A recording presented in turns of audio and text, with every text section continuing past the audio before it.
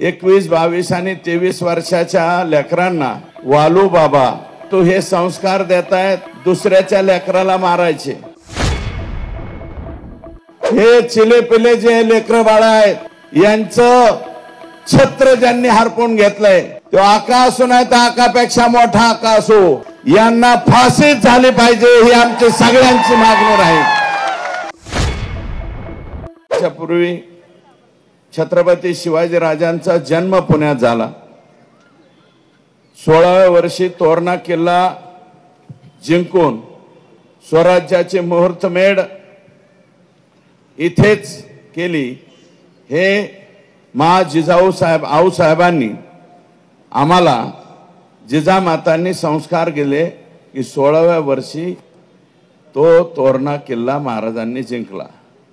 आणि आता 21, 22 आणि 23 वर्षाच्या लेकरांना वालू बाबा हे आता मला वाटतं ह्यांचं नाव वेगळं ठेवावं लागेल। 21, 22, 23 वाल्या म्हणा वालू म्हणा, परंतु हे संस्कार देतायत, दुसऱ्याच्या लेकराला मारायचे, दुसऱ्याच्या लेकरावरती हल्ले करायचे, स्वतःची तुंबडी भरण्यासाठी ते कोणाचंही मुंडकं कापायला अजिबात मागं पुढं पाहत नाहीत। अशा प्रकारची नवीन संस्कार संघटित टोळी तयार करण्याचं काम वालू बाबा यांनी केलेलं आहे। आणि वालू बाबांचे म्हणजे आका आणि ह्या आकांना त्याच्यापेक्षा मोठ्या आकाचा परिपूर्ण आशीर्वाद असल्याशिवाय हे झालेलं नाही, हे नम्रपणे या ठिकाणी सो।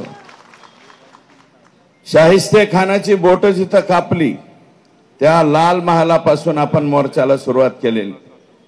आमचं म्हणणं एकच आहे की शाहिस्ते खानांची बोट महाराजांनी इथं कापली आणि रामशास्त्री प्रभूंनी याच पुण्यामध्ये पवित्र न्यायदानाचं काम केलं, ज्याची आज सुद्धा चर्चा होती।